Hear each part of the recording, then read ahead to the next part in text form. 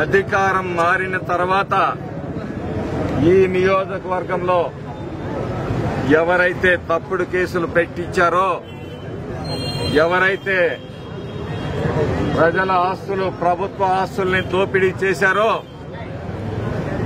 ఎవరైతే అధికారులు అత్యుత్సాహాన్ని ప్రదర్శించి ప్రజల్ని ఇబ్బంది పెట్టారో వాళ్ళందరి మీద ఈ నియోజకవర్గంలో ప్రతి శాఖ మీద కూడా మేము రివ్యూ చేపడతాము, తగిన చర్యలు తీసుకుంటాము.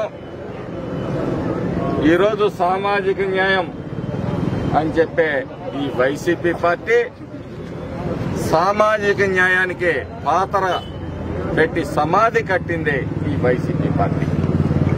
నేను పదే పదే చెప్తా ఉన్నాను, ఈ నియోజకవర్గంలో బీసీల మీద, బీసీల ఆస్తుల మీద బీసీలని 6గురిని హత్య చేయించారు. నేను చాలా రోజుల నుంచి చెప్తా ఉన్నాను, బలహీన వర్గాల మీద ఈ ప్రభుత్వంలో, ఈ రామకృష్ణారెడ్డి పరిపాలనలో దాడులు ఎక్కువైపోయినాయి. గతంలో కూడా డిసెంబర్ 16 నాడు పోలీసుల సాక్షిగా ఆ రోజు మరి అనేక వెహికల్స్ ని దగ్ధం చేయటం, ధ్వంసం చేయటం అనేది మాచర్ల ప్రజలందరూ గమనించారు. మేము పోలీస్ శాఖను డిమాండ్ చేసేది ఏంటంటే, ఎన్నికలు సమీపిస్తున్నాయి, అన్ని చోట్ల రెచ్చగొట్టే కార్యక్రమాలు చేస్తా ఉన్నారు కాబట్టి అప్రమత్తంగా ఉండాలి. ఈ కేసు విషయంలో కూలంకుషంగా దర్యాప్తు చేసి ఎమ్మెల్యే చుట్టమైనా సరే వదిలిపెట్టడానికి వీల్లేదు. ఖచ్చితమైన దర్యాప్తు చేసి పోలీస్ శాఖ పట్ల ఒక విశ్వాసాన్ని కలిగించాల్సిన బాధ్యత పోలీసుల మీద ఉందని చెప్పి సందర్భంగా తెలియజేస్తాను. బాధితులకే తెలుగుదేశం పార్టీ న్యాయం చేస్తుంది, కార్యకర్తల్ని ఆదుకుంటుంది. ఇది అధికార పార్టీకి పరిపాటిగా మారింది. భౌతిక దాడులు, తప్పుడు కేసులు, ఆర్థికమైన అంశాల మీద దాడులు చేయటం, ఇబ్బందులు పెట్టడం అనేది ఇక్కడ నిత్యకృత్యమైపోయింది.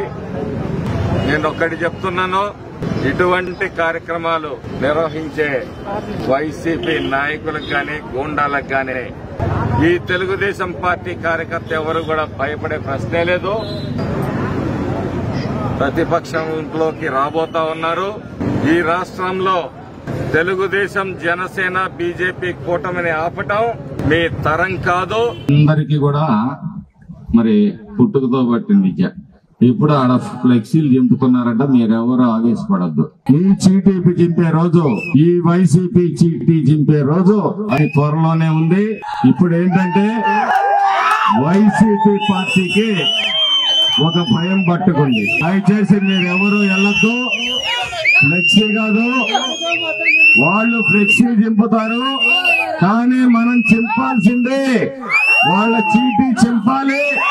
ఈ నియోజకవర్గంలో వైసీపీ చీటీ చింపి తెలుగుదేశం జెండా ఎగరేయాలి. మాచర్ల నరసరావుపేట పార్లమెంటు సభ్యులుగా లావు కృష్ణదేవరాయలు గారి విజయాన్ని, అలాగే అసెంబ్లీ అభ్యర్థిగా మనం గెలిచిన రోజు నిజంగా వాళ్ళ చీటీ చింపినట్టనే మీ అందరికీ తెలియజేస్తూ, ఈ చిల్లర మూకలు, అల్లరి మూకలు, పనికి మాలిన కార్యక్రమాలు ఏ ఎదవైనా చేయగలుగుతాడు. వాటి గురించి ఆందోళన ఇవాళ కాకపోతే రేపైనా ఫ్లెక్సీలన్నీ తీసేస్తారు. కానీ సాక్ష్యం మీరెవ్వరూ కూడా ఆ చిరిగిన ఫ్లెక్సీల్ని తీసేసి మళ్ళీ ఇచ్చేయొద్దు. అవి అట్లానే ఉండండి. వాళ్ళ దౌర్జన్యానికి, దుర్మార్గానికి సాక్షిభూతంగా అది అట్లానే ఉండనియండి. వాటి గురించి ఆందోళన పడద్దు. మనకి రేపో మాపో కోడ్ రాబోతా ఉంది. మనం ఒకటే లక్ష్యం, ఈ పార్టీ గెలవాలి. ఈ రాష్ట్రంలో చంద్రబాబు నాయుడు గారు, మరి అలాగే జనసేన, బీజేపీ, పవన్ కళ్యాణ్ గారు, బీజేపీ ఉమ్మడి సంకీర్ణ ప్రభుత్వం ఏర్పడాలి, ఈ ప్రాంత ప్రజలకు మేలు జరగాలనే ఒకే లక్ష్యంతో మనం పనిచేద్దాం తప్పితే ఇట్లాంటి చిల్లర విషయాల గురించి మనం పట్టించుకోవద్దు. మీరు సంయమనం పాటించండి. జరగన్నది జరుగుద్ది ఖచ్చితంగా.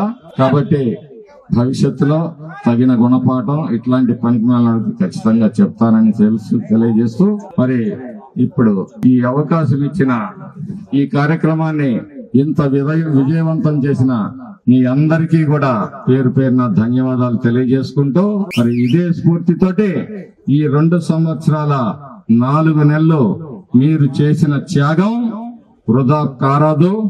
కాబట్టి ఇంకా 40-45 రోజులు ఇదే స్ఫూర్తితోటి మనం అందరం పనిచేస్తే ఇక్కడ ఈ నియోజకవర్గము ఈ పార్లమెంట్ అభ్యర్థిగా మరి కృష్ణదేవరాయలను కూడా మనందరం గెలవడానికి కంకణం కట్టుకోవాలని చెప్పి తెలియజేస్తూ సెలవు తీసుకుంటాం.